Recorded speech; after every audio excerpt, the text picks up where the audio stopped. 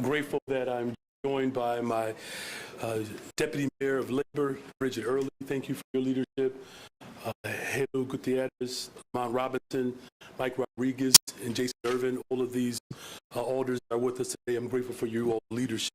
Today, the city of Chicago upheld and reaffirmed its commitment to workers' rights while strengthening standards for the arrival of asylum seekers here in the city of Chicago.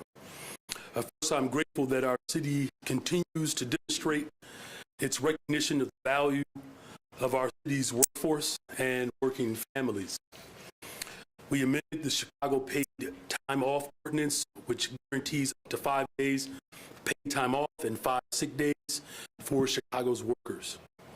I'm proud to have worked alongside the alders, Rodriguez, Gutierrez, Irvin, again, Mount Robinson, of course, our Deputy Mayor, Bridget Early, employers, workers, rights organizations craft a compromise that delivers the most progressive paid leave policy in the entire nation.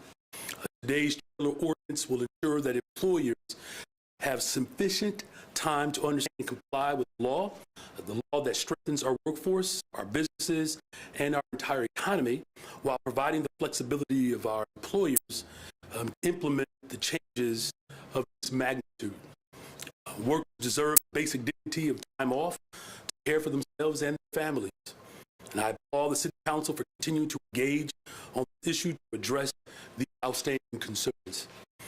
We also approved an agreement with the Fraternal Order of Police. This agreement that we put forth in order for a fair contract for the members of our police department and the people of the city of Chicago. And again, I'm grateful to the Vice Chair, the Police and Fire Committee, Lamont Robinson, for your leadership. And this agreement is in alignment with Chicago's current policing needs, the economic landscape, as well as budgetary capabilities.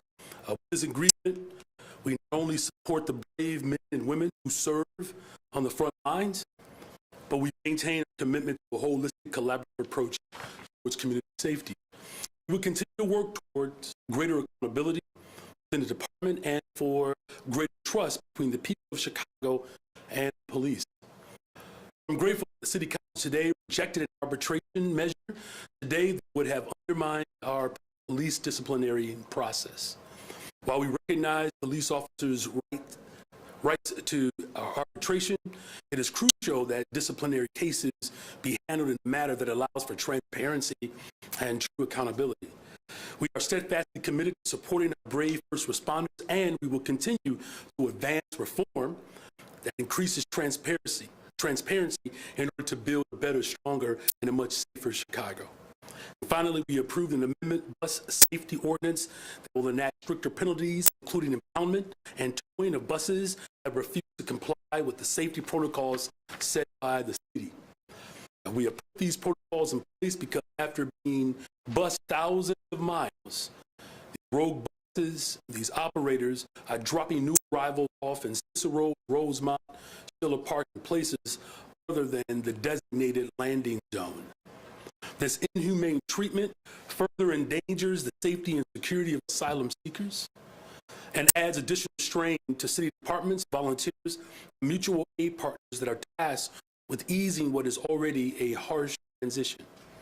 And so we are putting these companies on notice that this blatant disregard of city regulations will not be tolerated. So with that, I'm happy to take your questions. Hello, Mayor.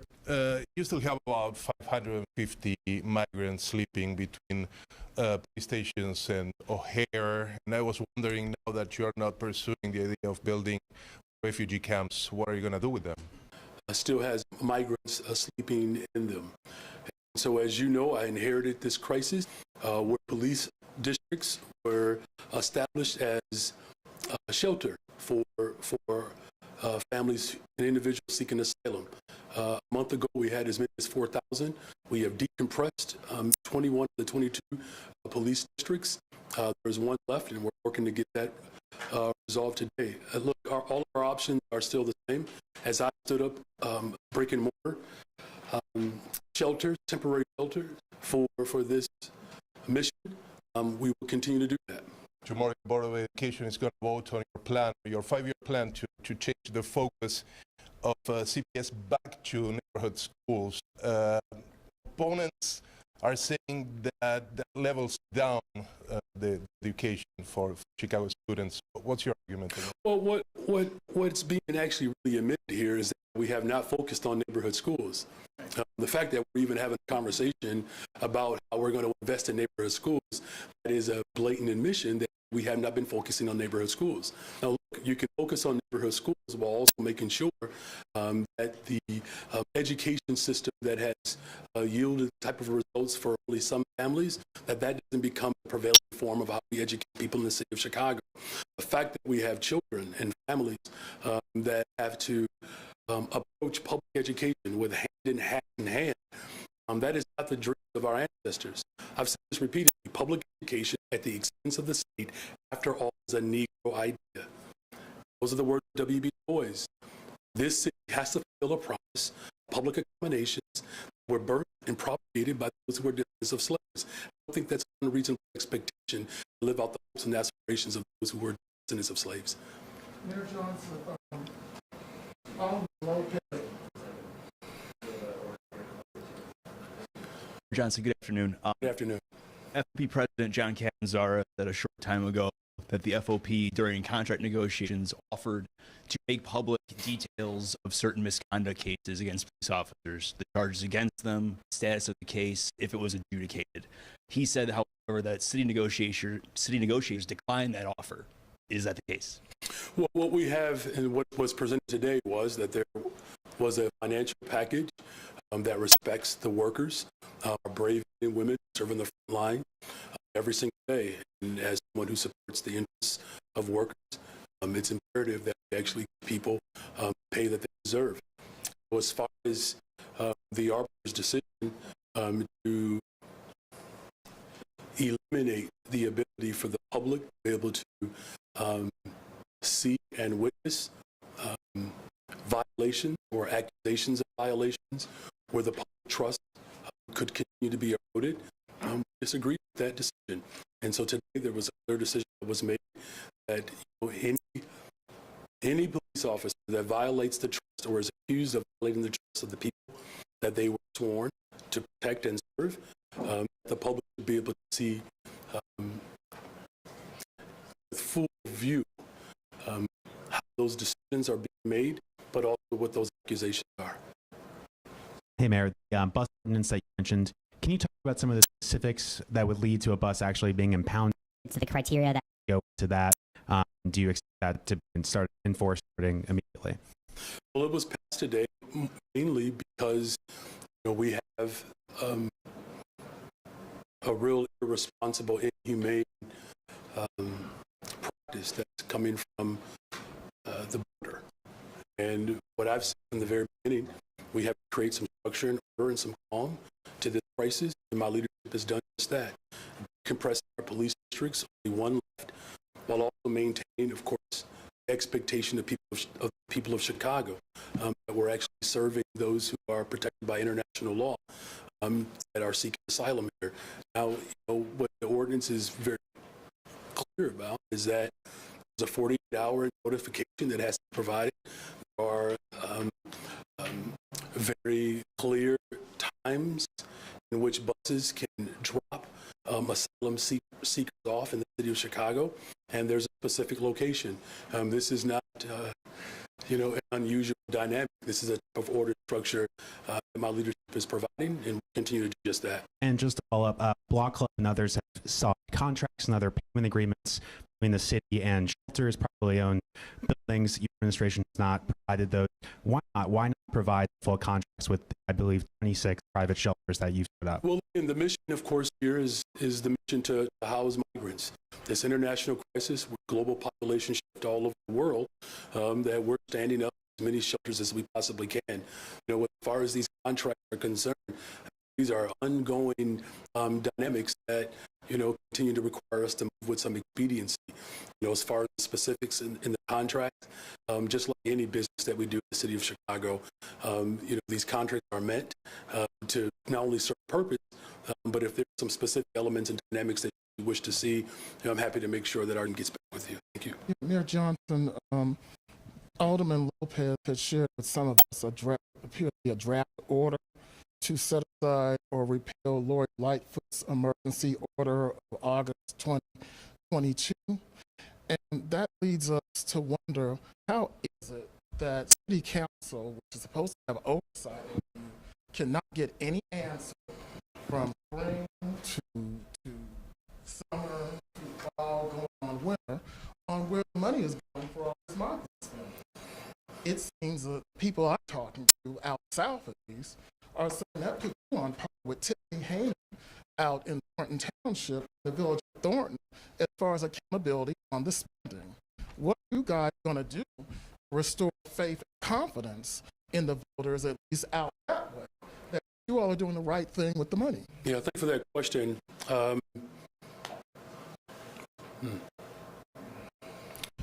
There was no budget for this migrant crisis that was voted on and passed by the previous city council. So not only did I inherit an international crisis, there was no budget, there was very little infrastructure. And within almost 7 months now that I've been in office, we've literally had to create a budget, establish some structure and order, advocate at the federal level around international policies, while also making sure that we're building an operation that centers people's humanity. Now, I can't speak for the previous city council. I can say, though, that this budget provides a real structure frame around what our capabilities are. And again, my job is to level set, address what I inherited, and build off the progress that we have established thus far. Look, this international crisis clearly is not going anywhere anytime soon. People of Chicago voted for me to provide structure, to create some discipline, and some accountability to not just this mission, but all of our work. And I've done just that. So to clarify, where is the accountability? Because we heard over and over that you inherited. How does it vary from time on in inherited from a mess from other neighbors? So how are we going to reconcile figures, again, where people have confidence? It's easy to say, well, we've got a budget that's going to get things in line. But where is the budget that makes us secure that our money is going in the right place and just not every which way but loose? Well, look, that's why you have an entire body of government. The city council, who voted on this budget, a budget that's balanced, that invested $250 million into homelessness, a budget that invested $100 million into violence prevention, a budget that increased its youth employment dollars up to $80 million. The work that we continue to do to make sure that we are addressing not just systemic issues that have existed for generations in the city, but also to make sure we're responding to this international crisis. Thank you. Hi, Monica with WBZ. We used to have regular new arrivals meetings where we'd find out the latest on new vendors. I think we were told at the last one that we would find out who the new vendors are in the first week of September, but we haven't heard about those yet. And we haven't heard about new numbers about how many Chicagoans are actually being employed at the shelters. I think last we heard it was 18% Chicagoans. So we'd love to get an update how that's changing. The latest figures I saw from Favorite were that we're still paying people, we're still paying Favorite $2,100 a day per employee to this multinational corporation owned by a Canadian billionaire. Could you restate your question? I heard the editorial. When can we have updates on vendors, more local vendors? I got you. So there are some RFPs that are still being finalized. And as I said from the very beginning, I can't speak for what was done prior to when I arrived, but I've been very upfront about challenging our department to renegotiate these contracts, but also make sure that we are prioritizing Chicagoans. I'm still very much committed to that, and we'll get you an update soon, okay? I thank you. Joe Barrett with the Wall Street Journal. Just back to the migrant issue. We're hearing that the numbers crossing the border right now are back to like 10,000 a day, back to record levels. Without the tent city, are we going to be able to have the flexibility to deal with a new, influx? Look, I've said, often, that this international crisis that has really gripped the entire world's economy. I had a chance to speak with Mayor Eric Adams last week. 70% of migrants in New York are coming from the continent of Africa. Here in Chicago, of course, those numbers are different. And, we often talk about the city of Chicago being a world-class city. And in order to be a world-class city, you have to have a global perspective. That's what I brought to this office. That's why I've been pushing hard on the federal government to alleviate and remove the sanctions that have been placed on any of these sovereign states. Some of the failures that have happened over the course of generations, particularly Congress, that has not passed a comprehensive immigration policy. And so now all of that pressure that failed policies of old that have been placed over these particular sovereign nations, you're seeing now the spill as a result of those failures. Now, as I continue to do, we have stood up shelters.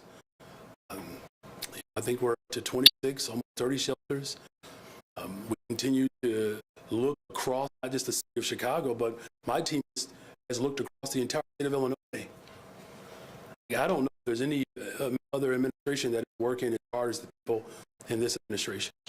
I mean, literally searching for property all over the state of Illinois, because this is a crisis. As I've said, it's not going to go away because people are upset. Now, unfortunately, you have individuals that have used this as a way to execute its meanness, and it's caused the type of strife.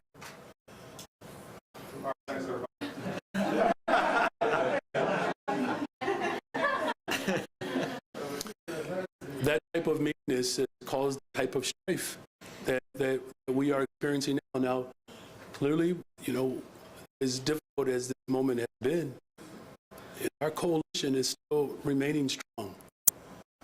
And, people have so much to say about the city of Chicago, especially those who don't live here. They should stop talking, because it is this city that has come up with some structure and order of how buses arrive. It's this city that continues to hold to its values. It's this city that continues to invest in neighborhoods that have been historically disinvested in. The fact that we have a real commitment for restoration and reparations, a real commitment to make sure that we are investing in those who have been formerly incarcerated. Like, our work hasn't stopped because of this crisis. And so our team remains committed to having the type of nimbleness that I believe that you are alluding to, and flexibility to be able to respond to this crisis. And as I also said, the federal government, the state government, the county government, the city, we all have to do more. And that's the challenge that we have. And in the midst of us doing more, we cannot forget about the families who also need us to do more. And we're up for the challenge. We are. Do you think they'll be back on these station floors, though, if there's a big influx? Or is the capacity there now to kind of deal with what we're going to be facing? Well, thank you for acknowledging. I don't know if that's sort of a low high five that we actually accomplished what I said we would do. And that's the credit to all of our departments, the full force of government. And I'm grateful to our police officers who've endured this type of recklessness for a very long time. Now, I'm going to continue to work hard to find as many spaces as possible. As you all know, the state of Illinois has made a commitment to stand up a shelter and to house, I believe, up to 2,200 people. And we're going to continue to collaborate and work with every single level of government to make sure that we can meet the demands, but we also have to make sure that we're clear about the international crisis. It does really require federal intervention. Mayor, good afternoon. Good afternoon. With ABC7. If I may ask, we FOIA'd the city's expenses when it came to the Brighton Park campsite. And what we found was the city spent just under $1 million, $985,000. And what I'm wondering is, since it's been said that the state would be absorbing most of the cost, what are the costs for this site that the city was responsible for, and what are the costs for the other shelters that you are also having to renovate that the city is responsible for? Well, we said from the very beginning that my commitment was to assess not just this, but multiple sites. Because again, the international crisis has been alluded to, the influx of migrants. I don't believe that's going to slow down, just as long as we have the type of failures and the political interests that are not aligned with the true values of our country work to prevail. And so we made this commitment to assess this site and multiple sites. You know, as far as, you know, what else we're responsible for, our team is in conversations, particularly with this site, with the owner, as we move forward, because, you know, clearly, at least at this moment, that site, we're not moving forward with it. I guess the question is, where did those $1 million go? What was the city was paying? Remediation, yeah, the remediation that was needed. Obviously, the workforce, all of that, the contracts to remediate again the workforce.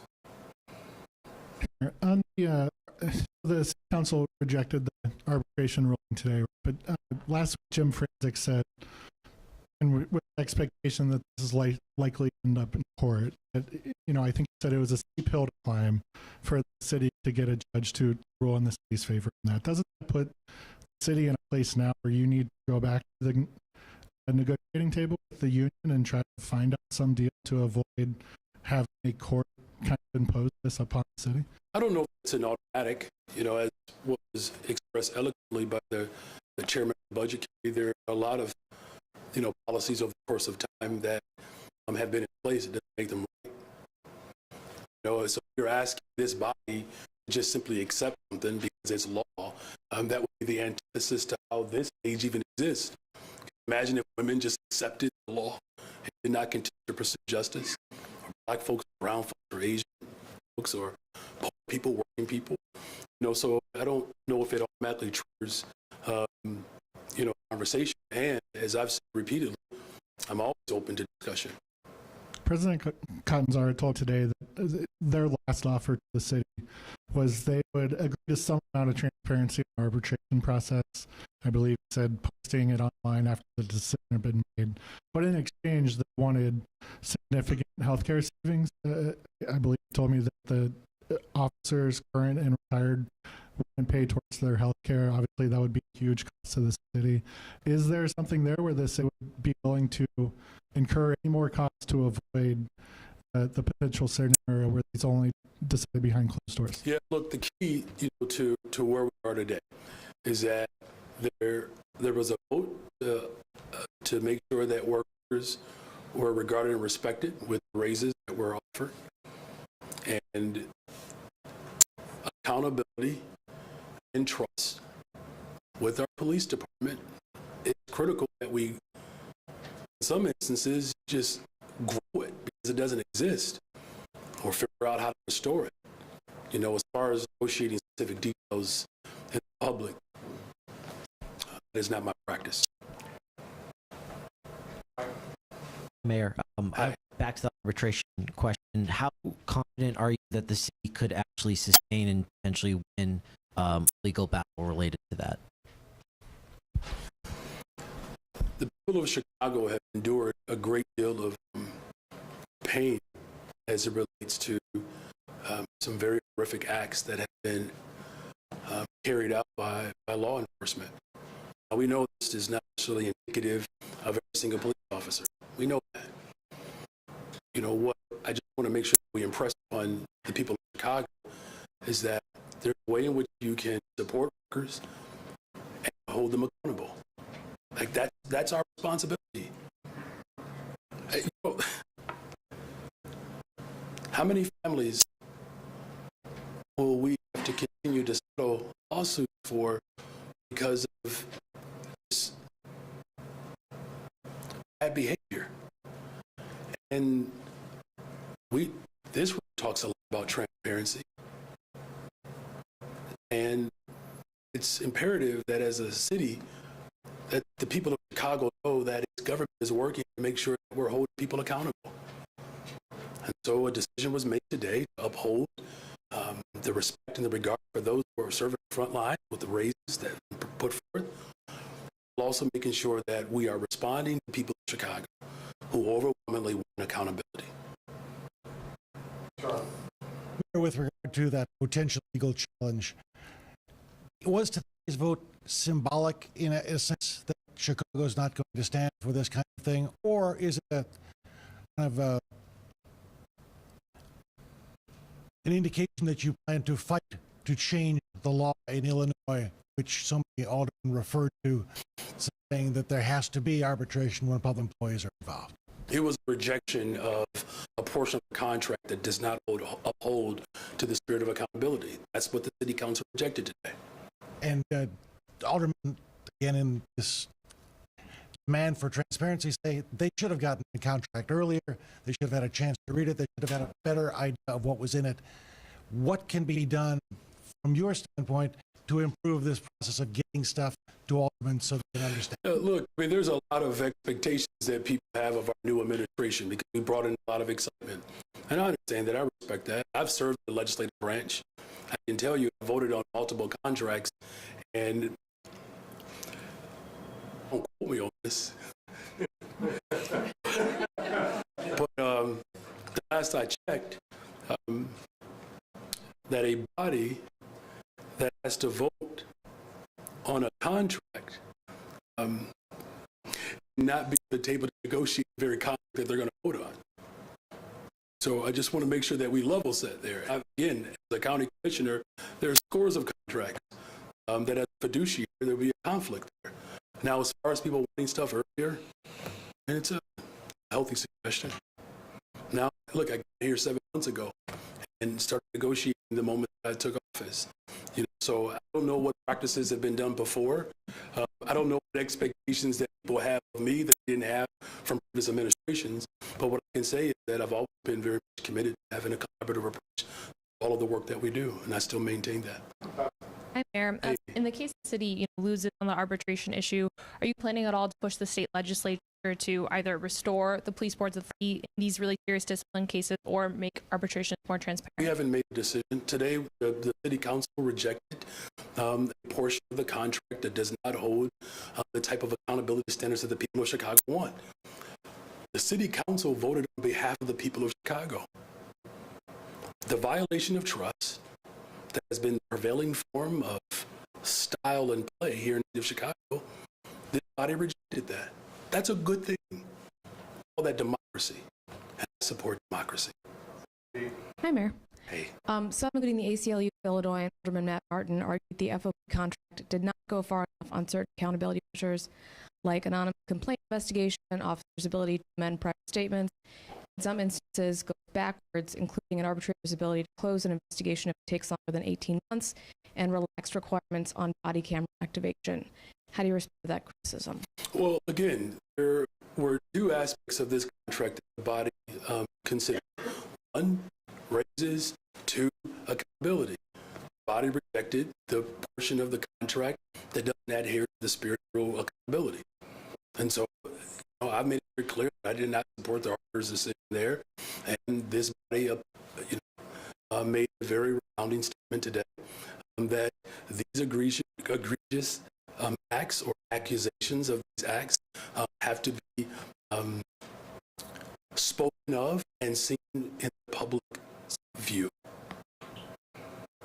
One could argue that's one measure of accountability, and there are a bunch of others in the economic portion of the contract that either stay in place or go backwards. How do you respond to that criticism? As again, that there is a portion of this contract, 42 people, 43, was it 42 people voted? 42 people voted in favor of it, and 7 voted against it. Again, democracy prevailed. The vote was cast. It was made. A portion of the contract that obviously this body supported, the portion of the contract that they did not support, they rejected it. Hi, Mayor. Hey. Happy holidays. Thank you very much. Regarding the base camp at 38th and Cal, how can residents of Brighton Park and beyond trust the city on future issues of environmental justice when you have the state EPA out here saying there are serious concerns of how the city vetted land that was to house asylum seekers? Well, we vetted land throughout the entire city of Chicago, and we put forth remediation based upon this temporary emergency housing that would have been established in that particular space. And, based upon the standards that our guidelines were accountable to, we provided that. Now, if there were other forms of remediation or expanded remediation that was needed or required, I mean, that could have been a request. That request wasn't given, but I'm very much committed to environmental justice. That's why I've stood the Department of the Environment in my recent budget. I'm very much committed to making sure that anything and everything, anywhere we build, that we are centering not just environmental justice, but the entire humanity of the people of Chicago. But why not get on the same page with the state on what the right environmental standards are to use before, drawing the report and saying it's safe for use? So we were tasked with assessing not just this property, but all property. And based upon the standard that our team was working off of, we made remediation that was suited for this temporary site. Now, as far as moving forward, those conversations are going to be strengthened, and I'm very much committed to making sure that there is a clear understanding for everyone as we move forward to address this mission. And keep in mind, the mission is to make sure that these individuals who are seeking asylum have an operation that centers their dignity. Hey, Mayor, how are you? I'm well, thank you. Good to hear that. A lot of people are asking us to ask this question. How many people? A few people in my DMs. Oh, okay. Was the tent base camp plan a mistake?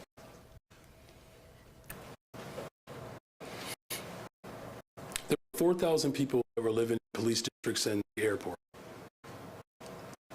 4,000 sleeping outside on the floor.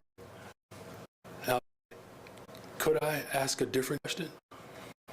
Is it a mistake to not address the crisis, not plan for it? One would say resoundingly that yes, it would be a mistake not to plan for it. I'm planning for it with everything in me, of addressing this international crisis that, quite frankly, the last I checked, the entire world hasn't had an answer for this.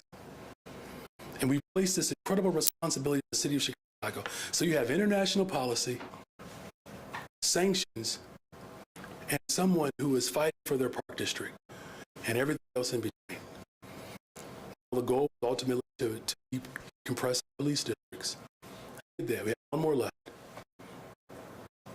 I have a follow-up question for planning ahead. The lease for 38th in California, contract with Garda World are ongoing. Are there any plans to delete the lease, get out of it, or end the contract with Garda World that's costing the city millions of dollars? Well, my team is in conversation with the private owner, and as soon as we have an updated, information around the conversation, we'll make that available to you. But as far as the contract with Garda World, do we have a contract? Yeah. But so the state has the contract with Garda World. Okay. Hi, Mayor. Okay, so the news of the day sounds like the city is no longer migrants at police stations. Well, there's still one more district. We're working hard. When will they be done, do you think? Like, can I say tomorrow? As of tomorrow, it's going to be. Yeah. The last district is 12th district. Okay. Look, it was. And what about the airport? Let me just say, the people of Chicago, the workers of Chicago, let me just tip my hat, to our OEMC, our full team, every single sister agency, city department, been working tirelessly to decompress these police stations. Now, just a month ago, there was concern of whether or not we would be able to get that work complete. And, I'm happy to report that because of the hard work, we just have one more district to go. So I'm confident that work that has been done up until this point to do what I set out to do was to make sure that we have an operation that's centered around people's humanity, that I'm still very much committed to completing that It's mission. the airport too. That includes the airport. Okay. Yeah.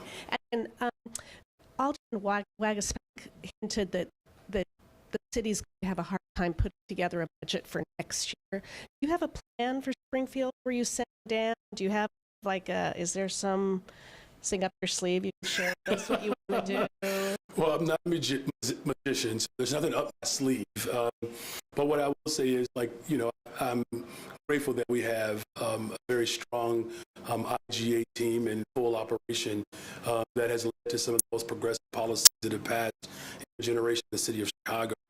And we will obviously have a very full Springfield operation. As far as our projections for next year, I had those conversations when I announced my budget plan last January. So this is not breaking news for me. The fiscal cliff that many of our key public accommodations are facing, that's not new news, right? And so, I'm going to work hard with our General Assembly, as well as the City Council, as well as the federal government, to make sure that we are meeting the demands of this moment. Mayor, I'll try to make a quick one here, just trying to follow up with the arbitration thing. Speaking of Scott Wageback, he said basically because state law guarantees the right to arbitration, and the arbiter has already said that if you have to go back to him now after this vote, it's got to end up in court. Am I understanding that correct? Or what are the next steps for the city if the arbitrator said, this is law, I've got to abide by it, you've got to abide by it? Well, look, I mean, I guess it's not necessarily automatic that there would be a lawsuit. I mean, no lawsuit was filed today unless something happened while those lights went off. But again, people of Chicago really want a workforce, police force that can be held accountable. And today's message was sent very clear that what the arbiter recommended, that the people of Chicago rejected. The other thing I wanted to ask you about was the new rules of order. There was a whole bunch of people that lined up, and yet today, once again, you gave several orders. We heard the audio going beforehand with the rules. What happened today, and are you disappointed that people didn't, show respect for the chamber? What was going on in there? Well, look, there are a number of city council members that have brought to my attention that they're concerned about their safety. And I've said repeatedly, and I'll say it again, I'm going to continue to work with our city council members who have felt unsafe or less safe in the chambers. Look, there are very spirited debates. There's an incredible amount of contention that exists all over the country. My tolerance for certain behavior might be different than others. It could have something to do with the fact that I was a public school teacher or growing up in a house with 9 siblings and foster siblings.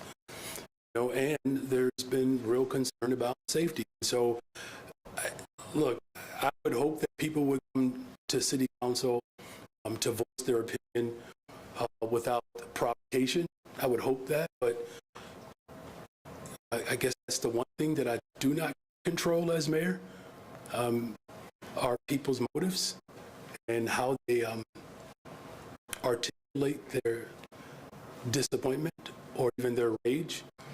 But clearly, government prevailed today. It didn't stop us from being able to deliver the service that the people of Chicago elected us to do, and I would hope that people would be far more respectful of how, they express their dissent.